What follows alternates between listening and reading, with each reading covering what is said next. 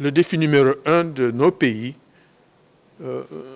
qui ont la chance, je pense, c'est une chance, d'avoir une population jeune, c'est de pouvoir donner une capacité, une opportunité à ces jeunes de trouver du travail et de contribuer à l'épanouissement de l'économie. Donc le problème de l'employabilité est au centre de ces préoccupations. Mais l'employabilité nécessite d'être pris sous plusieurs angles, quoi. Comme on l'a dit tout à l'heure, l'angle de la formation. Et ici au Sénégal?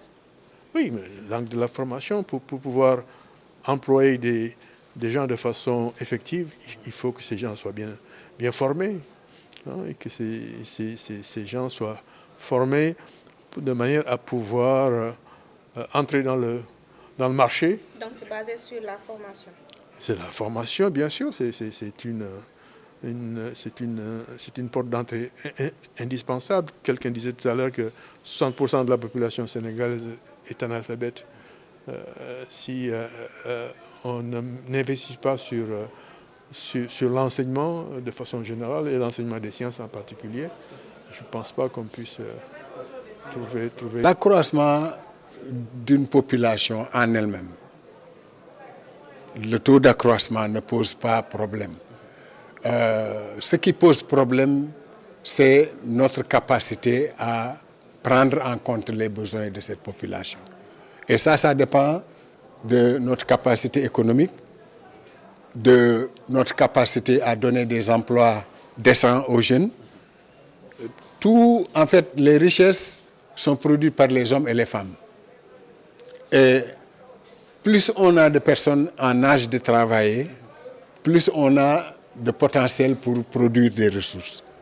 Et c'est ça, toute cette idée de dividende démographique, notre président vient d'en parler. Bon, l'employabilité, c'est une question et tout, mais c'est l'emploi des jeunes qui pose problème. L'Académie, en fait, avait déjà commencé une réflexion il y a longtemps. En 2014, l'année solennelle, la séance solennelle, parce qu'ils en font tous les 2 ans ou 3 ans ou 4 ans, la séance solennelle de 2014 de l'Académie des sciences, c'était sur comment former tous ces jeunes qui ne sont pas éduqués et autres sur les métiers de l'agriculture, pour retourner vers l'agriculture. Parce que les emplois que nous voulons créer, parce qu'on a beaucoup de jeunes, ne peuvent pas être créés par le secteur tertiaire ou le secteur secondaire. Le secteur secondaire va prendre du temps. Et comme vous entendiez notre président, dans son interview de l'autre jour, la semaine passée, il disait que le secteur tertiaire est saturé. Donc, où aller? Si on veut créer les emplois qu'il faut aller dans l'agriculture. Ça, c'est un domaine où l'Académie réfléchit.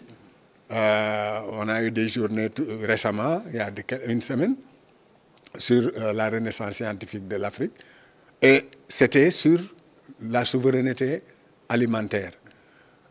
L'agriculture, c'est là où on doit chercher les emplois dont nous avons besoin. Il y a une gamme extrêmement ouverte de métiers qui sont tout à fait branchés sur la modernité. Okay? Que ce soit le numérique, la mécanique, dans toute une gamme. Et ça, on a fait un travail extraordinaire pour montrer ce qui est possible. Le CREC, c'est un partenaire scientifique important.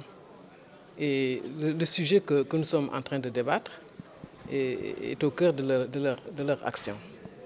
Parce qu'il s'agit de définir, en fait, de discuter des méthodes, des théories, des stratégies qui sont développées depuis longtemps pour permettre à l'Afrique de jouir de cette configuration spéciale de la transition démographique, qu'on appelle dividende démographique.